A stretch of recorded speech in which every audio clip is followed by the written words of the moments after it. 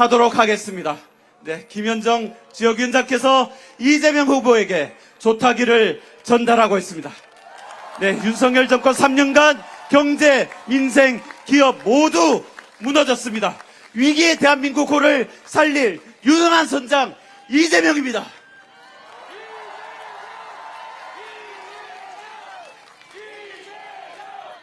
이재명, 이재명, 이재명. 네, 이제 지역위원장님들과 내빈들께서는 무대 아래로 이동하도록 하겠습니다.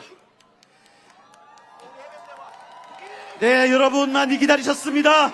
K 이니셔티브로 진짜 대한민국을 만들 이재명 대통령 후보의 연설이 있겠습니다. 평택, 오산, 그리고 안성 시민, 경기도민 여러분, 이재명 인사드립니다.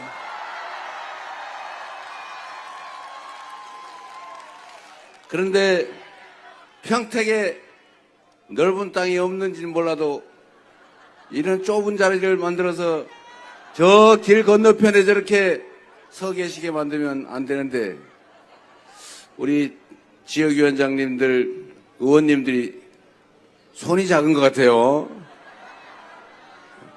우리 손 좀 키우라고 우리 홍기원 의원님, 네, 그리고 이병진 의원님, 김영진 의원님, 우리 평택 국회의원들이신데 잘하라고 박수 한번 부탁드립니다. 그리고 약간 거리가 있긴 한데 우리 오산의 차지호 의원님, 그리고 안성에서 온 윤정훈 의원님, 박수 한번 부탁드립니다. 일 잘하나 잘못하나 평소에 감시 잘하시고, 잘하면 칭찬하고 못하면 벌 주고, 영 안되겠다 싶으면 중간에 컷 해주시기 바랍니다. 유능하고 충직한 우리 5분 의원님들, 지금보다 훨씬 더 잘하라고 격려 박수 부탁드립니다. 감사드립니다. 제가 조금 전에 이 조탁이라 그러죠? 제가 그걸 받았는데, 원래 선장은 저걸 만지는 사람이 아니죠. 항해사, 유능한 항해사를 고용이가 쓰면 되지 않겠습니까? 이 국정이라고 하는 게 워낙 복잡하고 워낙 많아서 그걸 대통령 혼자 지가 다 하려고 그러면 문제가 생겨요. 아무것도 안 하는 건 더 문제지만 자기가 다 하려고 그러는 것도 문제죠. 그래서 이렇게 단계별로 위임하고 역할 나눠서 각자 역할을 잘하는지, 국민을 대신해서 감시를 잘하고 일도 잘 시키고 방향도 잘 잡고 신상필벌 하면 또 나라가 제자리를 가지 않겠습니까? 선장이 주방 가서 막 주방에서 요리도 하고 청소도 하고 항해도도 보고 이러면 이게 장사가 잘 안 되죠. 역할을 잘 나눠야 됩니다. 훌륭한 항해사들을 저 빨간 옷 입은 사람이든 저 파란 옷 입은 사람이든 가리지 말고 잘 써서 선장이 정한 방향대로 잘 가는지를 우리 국민들과 함께 잘 지켜보고 큰 성과를 낼 수 있도록 모든 사람들이 함께 행복한 그런 세상을 한번 만들어 봐야겠죠?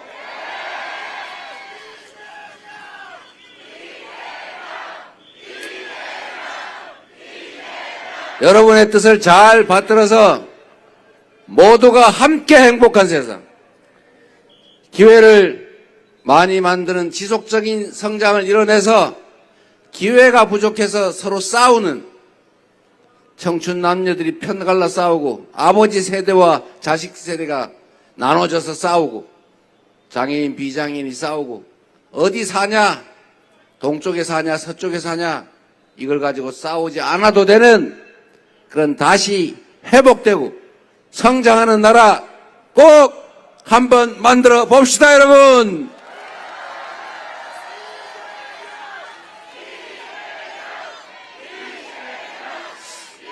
그리고 여러분, 이웃들하고 친구들하고 잘 지내고 싶지 않습니까? 어디에서 왔든 무슨 생각을 하든 사람이 어떻게 다 똑같을 수 있겠어요? 원래 다른 게 사람이에요. 그 다른 것들 때문에 나는 이렇고 너는 저러니까 너는 틀렸어. 나와 생각이 다르니까 너는 죽어. 너는 사라져. 내가 세상의 모든 것을 다 가질 거야. 이러면 나중에 마지막에 뭐가 남겠어요? 나밖에 안 남죠. 혼자 살면 행복합니까? 네 혼자 잘 살면 행복하니까? 그래서 우리는 사회를 만들어서 함께 사는 것이고 지킬 규칙을 공정하게 만들어서 그걸 지킨다고 해서 손해보지 않고 그걸 어기면서 이익 볼 수 없는 그런 상식적인 세상을 원하는 것 아닙니까?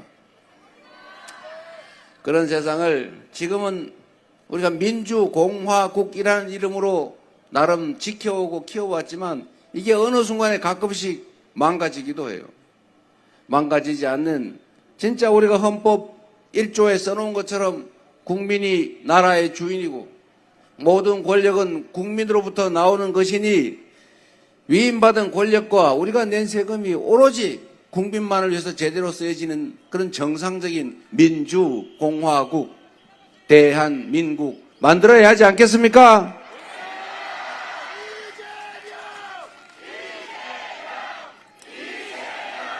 그런데 가끔씩 보면 이 사실을 잊어버리는 사람들이 있죠.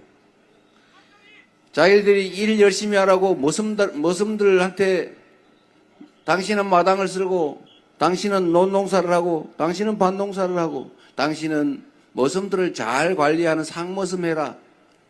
그래서 상머슴한테 의자도 조금 높은 거 만들어주고 세경도 좀 더 주고 권력도 좀 더 줬더니 이 상머슴이 갑자기 획 돌아가지고 내가 왕인가 봐.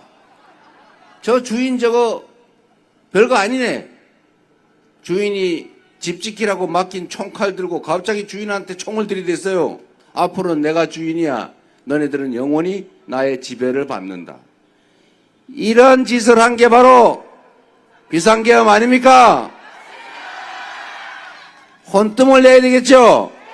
다시는 꿈도 못 꾸게 만들어야 하지 않습니까? 엄정하게 처벌하고 아예 다시는 주인에 배신하겠다는 마음도 먹을 수 없게 확실하게 엄히 징치해야 되겠죠.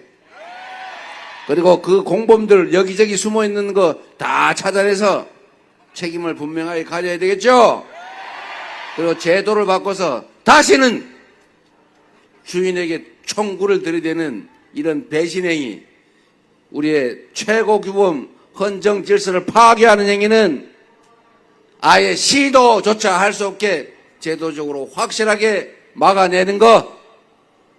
그렇게 하려면 그런 세력들이 다시 기환하지 않게 해야 되는데 그게 이번 대선 아니겠습니까? 그런데 여러분, 이재명 하려고 그랬죠? 그거 많으세요. 그런데 지금 그 내란 세력들이 귀환을 꿈꾸고 있지 않습니까? 내란 수괴 분명히 구속시켜놨는데 어느 날 스리슬쩍 나와버렸어요. 그래서 막 돌아다니면서 나는 김문수를 지지해. 김문수 당선시켜주세요. 이러고 다니는데 김문수 후보는 내란 수괴와 단절하겠느냐라는 질문을 제가 2번씩이나 공식적으로 했는데 아직도 답을 하지 않고 있습니다. 그리고 5.18 광주 5월 그 학살의 책임자 정호영을 선대위에 영입하고 윤석열의 핵심 측근 중에 핵심 윤모 상현이든가 어떤 그 모 씨를 공동선대위원장으로 영입. 이게 도대체 국민을 뭘로 보면 이럴 수가 있습니까? 이 대선이 왜 치러지는 것입니까, 여러분? 그들의 그 국민 반란행위, 반국가행위, 군사반란, 비상계엄 때문에 하는 것 아닙니까? 다시는 그런 거 하지 못하게 하는 게 이 시대의 가장 기본적인 목표고, 그렇게 하지 않을 사람, 그렇게 하지 못하게 막을 사람을 뽑는 게 바로 이 선거인데, 내란 수계와 단절을 말하지도 못하고 내란 수계의 지지와 지원을 받으면서 극우 아스팔트 전강훈 목사와의 관계도 단절하지 못하고 울면서 그를 비호해놓고 내가 언제 울었냐, 이러는 사람이 대통령이 다시 되면 이 나라가 어떻게 되겠습니까, 여러분? 그래서 이번 선거는 한 표라도 반드시 이겨야 하고, 이기지 못하면 역사와 우리 후손들에게 대죄를 저지르는 것이고, 그래서 무슨 수를 써서라도 이겨야 하고 그들을 압도적으로 심판해야 되는 역사적인 분수령의 거사다. 맞습니까, 여러분? 여러분이 해 주시겠습니까? 자신 있습니까? 지지 않을 자신 있습니까? 압도적으로 응징하고 책임을 묻고 다시는 꿈도 못 꾸게 만들 자신 있습니까? 믿어도 되겠죠? 감사합니다.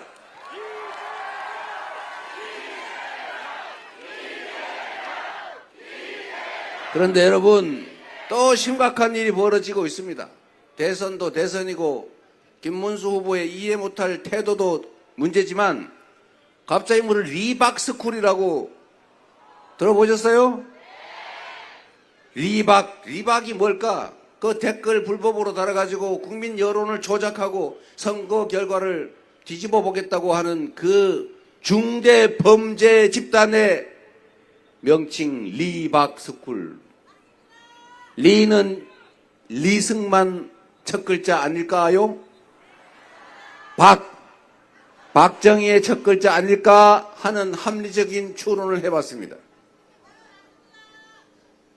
여러분, 댓글 조작, 국민 여론 조작, 이거 국정원이 하던 거 아닙니까? 그리고 거기서 늘봄학교 교사 양성을 했다는데, 교사 양성을 기본 교육도 안 받고 자격증을 받았다는데, 그 사람들 혼자 한 일입니까? 그 이상한 사람들 교육시켜가지고 늘봄학교 어린이들 교육, 보육 책임을 지면 좋은 거 가르칠 것 같습니까? 그리고 더 심각한 거는 그게 국민의힘과 관련성이 매우 높다는 거 아닙니까? 국회의원이 들락날락 했다는 얘기도 있고, 무슨 가짜 기자회견 할 때 같이 했다는 얘기도 있고, 이제 거기를 조금씩 파보면 나라가 뒤집어질 그런 중범죄 행위가 나올 것 같습니다. 지금이 어느 시대인데 댓글 조작하고 가짜 뉴스 쓰고 그거를 체계적으로 준비해서 이 선거 결과를 망치려고 하는 이런 행위, 이거 반란 행위 아닙니까? 용서할 수 있습니까? 마지막 잔뿌리까지 다 차단해서 엄정하게 책임을 반드시 물어야 되겠죠? 그리고 제보를 많이 해주시기 바랍니다. 우리 이런 거 제보하면 막 한 5억씩 주고 이런 거 해야 되는데, 이 범죄 행위로 나라가 입는 피해가 얼마나 큽니까? 그런 거 제보 받아가지고 막을 수 있다면 사실은 비싼 거 아니죠? 제가 이 범죄 행위 제보 또는 부정 부패 행위 제보를 하면 그 보상을 획기적으로 개선하는 제도를 만들까 생각 중입니다. 그게 효과가 있는 게 약간 너무 더워서 힘들긴 한데, 제가 성남시에 있을 때 뭐 사람들 먹고 살기도 어려운데 누군가는 법을 어기고 이익을 보고, 그 누군가가 법을 어겨서 이익 보는 것 때문에 수없이 많은 사람들이 생명을 잃거나 엄청난 재산상 손실을 입더라. 그런데 그거를 공무원들만으로는 도저히 대응이 안 되는 거예요. 그래서 제가 그러면 신고하고 포상금 받는 직업을 발굴하자, 이렇게 해가지고 하루에 한 건만 발굴하면 먹고 살 수 있게 해주자. 그래서 제가 이걸 해봤죠. 지금 우리가 화재 나서 난리 아닙니까? 불 나면 막 뛰어내리고 사람들 죽고 다치고 다 불타가지고 싹 사라지고. 근데 이게 우리가 정한 규칙을 잘 지키면 웬만하면 다 피할 수 있는 사실 인재들입니다. 근데 불 날 가능성이 크지 않으니까 설마 불이 나겠냐 이렇게 생각하고 그냥 대충 하다 불이 나요. 그럼 화재 확산 피해를 방지하기 위한 조치들이 또 있잖아요. 방화문 자동 작동. 평소에 당연히 닫아놔야죠. 또는 스프링쿨러 자동 작동하기 놨잖아요. 그런데 이게 방화 대피로, 화재 대피통 뭐 이런 걸 창고로 써버린단 말이에요. 물건 쌓아놓고. 제천에서 이런 일이 벌어졌죠. 거기서 60명인가 사망하지 않았습니까? 탈출을 못한 거예요. 탈출로에 물건을 쌓아놓는 바람에.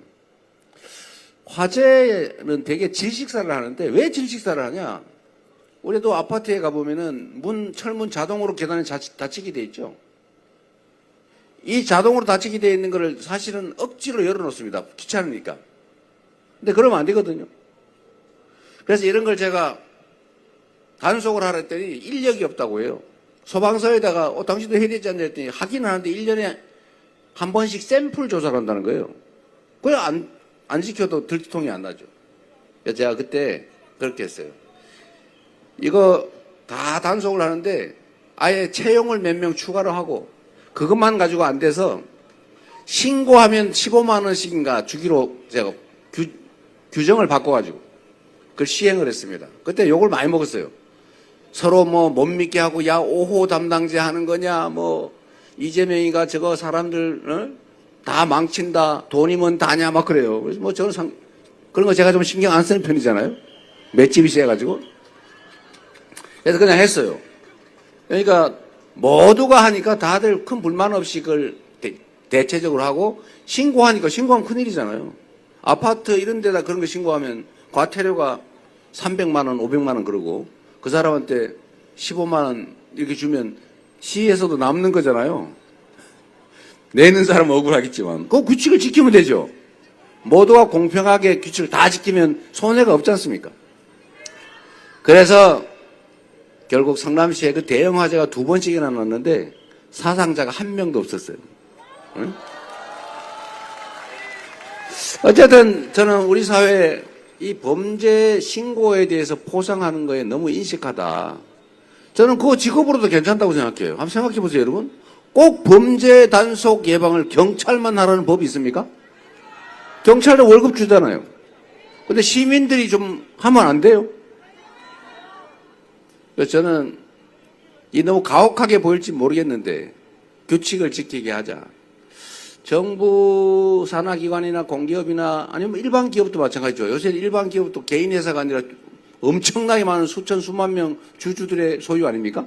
그래서 경영진이 엉터리로 돈을 빼돌린다. 그런 거 신고하면 찾는 금액이 얼마를 주는 제도가 지금 있는데 제가 보니까 너무 짜더라고요. 근데 그런 거 하면 신고하면 동네에서 평생 욕먹잖아요. 의심받고. 평생 사는데 지장이 없을 정도로 보상을 해줘야 되는 거 아닐까요? 그래야 우리가 규칙을 지키는 사회가 되지 않을까 싶어요. 그래서 이 리박스쿨 분명히 들락달락거린 사람 뭔가 인센티브를 받고 댓글 쓰는 거 열심히 했을 텐데 신고하시면 대대적으로 포상하는 거 어떨까 그렇게 생각합니다. 반드시 뿌리를 싹 뽑아버립시다 여러분.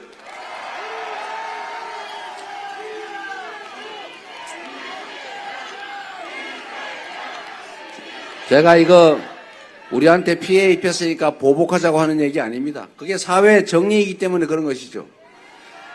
우리 도우려고 그런 거 하더라도 제가 신고해가 처벌할 거예요. 법대로, 규칙대로, 상식대로. 그렇게 해야 되지 않겠습니까? 자, 이제 딴 얘기 좀 할게요. 희망적인 이야기. 우리는 정말 3년 동안 너무 많은 것들을 잃었습니다. 경제도 다 망가졌죠. 마이너스 성장하고 있어요. 즉 쪼그라들고 있어요. 늘어나기는 그냥 줄어들고 있어요. 내수는 더 엉망이죠. 2분기째 마이너스라고 합니다. 그러니 동네 골목이 죽을 지경이죠. 한반도 평화 안보 다 망쳤죠. 내일 전쟁 나도 이상할 게 없을 만큼 군사적 긴장이 높아지고 있습니다. 국제사회에서의 대한민국에 대한 신뢰도 완전히 추락해버렸죠. 전에는 자랑스러운 코리안 아니었습니까?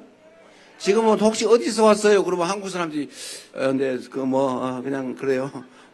전에는 당당하게 코리아 그러면 이렇게 박수 받았는데 지금은 군사 쿠데타를 한다 그러지 않나? 이게 어디 편 들어가지고 외교도 엉망진창으로 하는 바람에 외교의 기본이 뭐예요? 다 나라 잘 되자, 우리 국민들 더 잘 살자고 하는 것 아닙니까? 폼 내고 누구 편 들어주려고 하는 거 아니잖아요. 국민 국익에 맞게 실용적으로 더 국민들이 더 잘 사는 방향으로 가야 되는데 이 외교의 원칙도 다 무너졌어요. 특히 민주주의, 정말 우리가 목숨 바쳐 피 흘려 만들고 지켜온 민주주의, 이걸 하루아침에 다 파괴해버렸지 않습니까? 어쨌든 너무 많은 걸 잃었어요. 이거 이제 다시 회복해야죠. 내란의 극복, 이 내란 극복은 이번 대통령 선거 투표로 결판납니다. 그들이 돌아올 것이냐, 윤석열 아바타 김문수의 당선으로 상왕 윤석열이 복귀할 것이냐, 아니면 진정 이 나라 주인인 국민을 위한 국민의 나라가 될 것이냐, 이거 이번 투표에 달려있지 않습니까? 여러분이 책임져 주시겠죠? 그리고 더 중요한 거는 경제를 살리는 겁니다. 다 먹고 살자고 하는 일 아닙니까? 이념, 사상, 편 다 좋은데 일단은 좀 등 따시고 배부르게 불안하지 않게 살아야 되지 않겠어요? 그게 나라가 해야 될 제일 중요한 일입니다. 그런데 이 경제에 미치는 여러 가지 영향 요소들이 있죠. 그 중에 하나가 저는 안보라고 생각해요. 튼튼한 국방력, 한미동맹, 이거 강화하고 확장해 가야죠. 대북 억지력을 강화를 하되, 제가 자주 드리는 말씀처럼 싸워서 이기는 것보다 싸우지 않고 이기는 것이 더 낫고, 싸우지 않고 이기는 것보다 싸울 필요가 없는 평화 상태를 만드는 게 진짜 안보다. 맞습니까? 군사력 세계 5위. 대한민국은 군사력이 세계 5위예요. 미군 빼고. 대한민국의 국방비는 북한의 1년 국민 총 생산의 2배예요. 대한민국의 1년 국방비가 북한이 2년 동안 온 국민이 만들어낸 생산과 맞먹는다, 그 말입니다. 이런 나라예요. 이 강력한 억지력 계속 유지 확대해야 되겠지만, 힘세다고 어깨에 힘주면서 너 일로 와봐 그래가지고 아무 때나 싸대기 때리고 욕하고 침 뱉고 한번 달려들어봐, 덤벼봐, 이렇게 진짜 싸우면 어떡할 거예요? 그래도 무기 힘 뒤에 감추고 점잖게 우리 얘기 좀 해봅시다. 당신한테 득되는 거 있고 우리한테 득되는 거 있으면 우리가 더 득을 많이 보면 그거 같이 합시다. 이렇게 해야 되는 거 아닙니까? 우리가 100만큼의 이익을 취할 수 있다면 10 정도 상대가 이익 보게 하는 게 아깝습니까? 다 잃는 것보다 서로 대화하고 공존하고 협력하고 소통하고 그리고 평화롭게 공동으로 함께 번영하는 거 우리가 좀 더 많이, 또 똑같이 한다고 하면 이적 행위한다 그럴 것 같아서요. 이런 방향으로 가는 게 진정한 평화고 안보 아니겠습니까? 대한민국은 아직도 전쟁 중인 나라입니다. 정전, 잠시 전쟁을 멈추고 있는 나라죠. 그렇기 때문에 이 안보 문제, 평화 문제는 더 심각한 겁니다. 우리는 맨날 평생 그러고 살다 보니까 별로 심각하게 생각하지 않지만 외국인들은 전 세계에서는 대한민국을 전쟁 중인 나라로 봐요. 거기서 휴전선에서 서로 막 욕하는 방송이 나오고, 여기는 삐라 보내고 아주 저질 삐라 보내고 북한은 오물 보내고, 이거 유치하지 않습니까, 여러분? 북한의 휴전선에 철도, 도로, 다리 다 끊고 혹시 탱크 넘어올까 싶어서 방벽 쌓고, 지금 현대 21세기에 이런 짓 할 상황입니까? 지금 얼마 전 보도에 의하면 비행 금지 구역에 그 코브라 헬기인지 뭔지 동원해가지고 괜히 무전 열어놓고 야 원점 타격 들으라고 한 소리죠.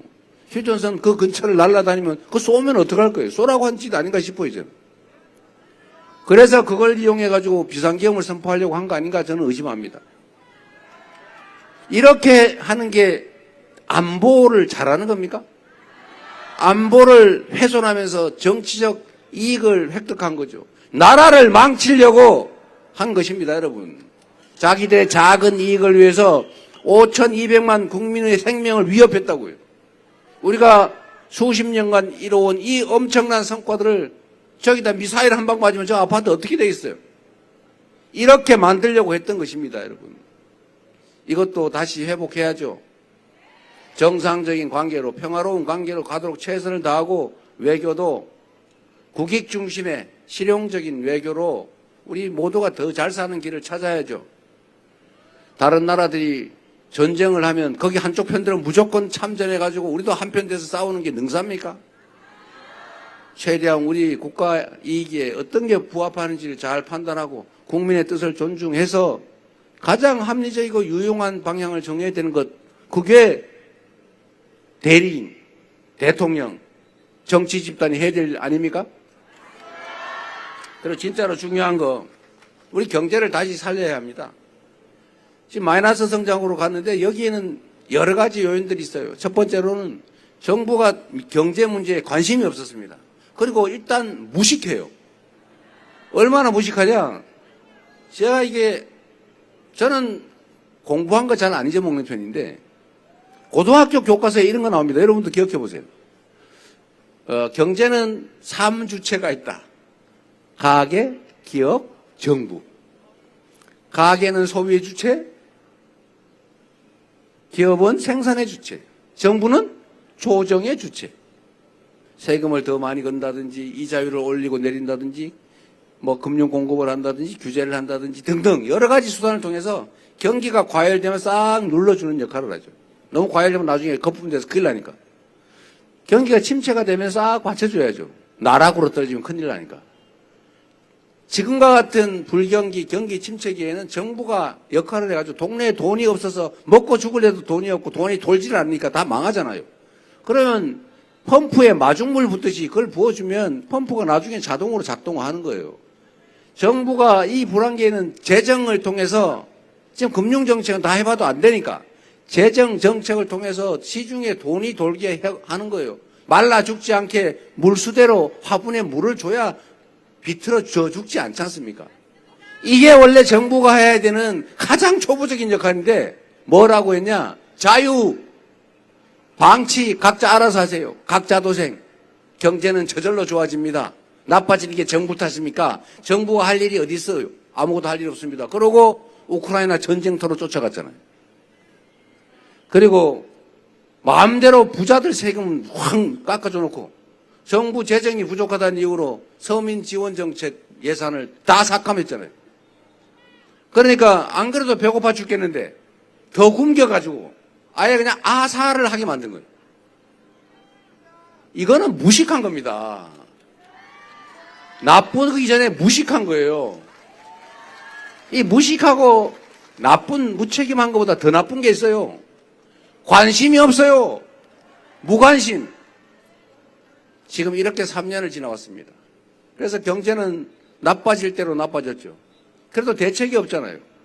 그래서 우리가 민주당이 잠재 성장률이 2%다. 연간 2% 성장할 여력이 충분히 있다. 그런데 지금 1.5%, 지금 0.8% 이러면 그건 재정으로 보충해가지고 받쳐줘야 더 안 망가진다.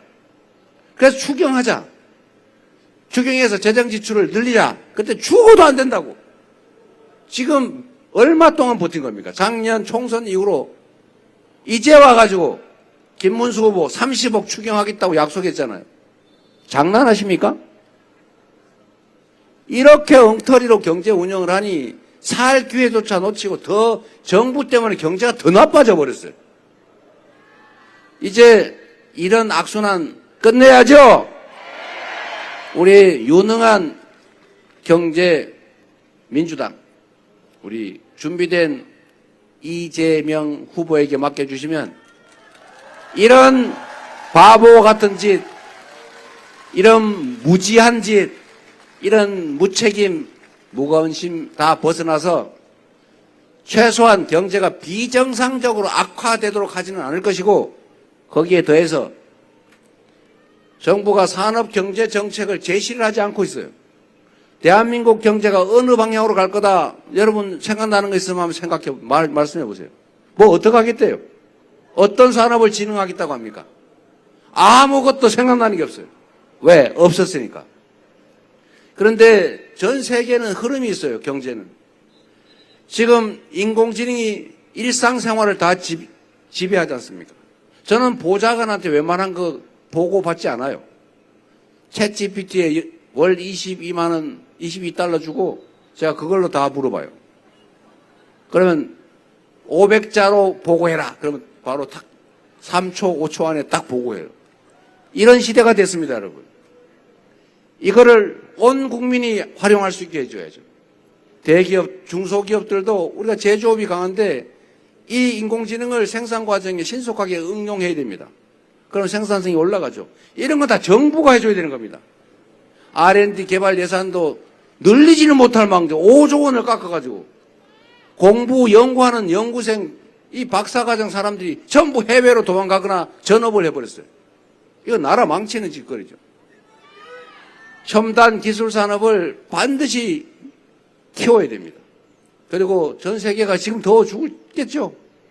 이 기후위기, 온난화, 여기에 따라 전 세계가 아리백의 재생에너지로 대전환을 하고 있어요. 이제 재생에너지로 생산된 제품이 아니면 수출을 할 수 없습니다. 안 산대요.